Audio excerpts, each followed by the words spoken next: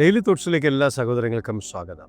വിശുദ്ധ സങ്കീർത്തനം 33 അതിൻ്റെ 12 വാക്യം. യഹോവ ദൈവമായിരിക്കുന്ന ജാതിയും അവൻ തനിക്ക് അവകാശമായി തിരഞ്ഞെടുത്തിരിക്കുന്ന ജനവും ഭാഗ്യമുള്ളത്. ദൈവം തനിക്ക് അവകാശമായി വേർതിരിച്ചിരിക്കുന്ന ജനം ഭാഗ്യമുള്ളതാണ്.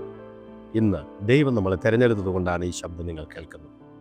ദൈവം നിങ്ങളെ വേർതിരിച്ചത് കൊണ്ടാണ് നിങ്ങൾ ദൈവസന്നിധിയിൽ സമർപ്പിക്കപ്പെട്ടത്.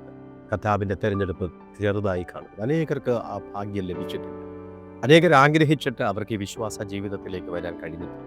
അനേകർ ആഗ്രഹിച്ചിട്ട് അവർക്ക് വിശ്വസിക്കുവാൻ കഴിഞ്ഞിട്ടില്ല. അനേകർ ശ്രമിച്ചിട്ടും അവരുടെ ഹൃദയാന്തർഭാഗം ദൈവത്തിന് വേണ്ടി സമർപ്പിക്കുവാൻ കഴിഞ്ഞിട്ടില്ല. ഇന്ന് നമുക്ക് ദൈവത്തിൻ്റെ തിരഞ്ഞെടുപ്പുള്ളത് കൊണ്ടാണ് നിങ്ങൾ ഹൃദയം കൊണ്ട് ക്രിസ്തുവിനെ സ്വീകരിച്ചത്. നിങ്ങൾക്ക് ദൈവത്തിൻ്റെതായിട്ടുള്ളൊരു വേർതിരിച്ച അനുഭവവും അവകാശവും ദൈവം തന്നതുകൊണ്ടാണ് നിങ്ങൾ ദൈവത്തെ മുറുകെ പിടിക്കുന്നത്. അറിയാൻ സ്തോത്രത്തോടെ ഇന്നത്തെ ദിവസം നമുക്ക് ആരംഭിക്കാം. അനേകർക്ക് ലഭിക്കാത്ത ഭാഗ്യമാണ് ദൈവം എനിക്ക് തന്നത്. ദൈവം എന്നെ വേർതിരിച്ചു, ദൈവം എന്നെ തിരഞ്ഞെടുത്തു.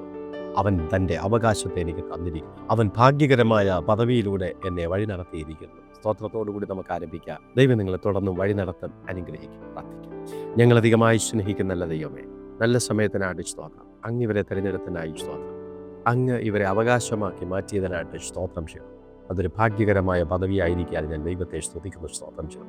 വിശ്വാസത്തിൽ തെല്ലും ചഞ്ചലിച്ചു പോകാതെ, വഴുതി പോകാതെ, പിന്മാറിപ്പോകാതെ, തള്ളിപ്പറയാതെ വണ്ണം ദൈവസന്നിധിയിൽ കഷ്ടത്തിലും ദുഃഖത്തിലും പ്രയാസത്തിലും മുറുകെ പിടിച്ചു നിൽക്കുവാൻ കർത്താവിനെ സഹായിക്കണമെന്ന് പ്രാർത്ഥിക്കുന്നു.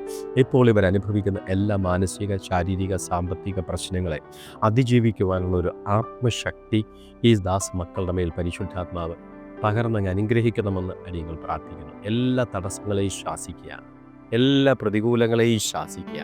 സ്വർഗീയ അനുഗ്രഹത്താൽ ദൈവം നിറയ്ക്കണം. അങ്ങയുടെ വലിയ കൃപ ഇവരുടെ മേൽ കൂടെയിരിക്കും. യേശുവിൻ്റെ നാമത്തിൽ പിതാവേ, ആമേൻ.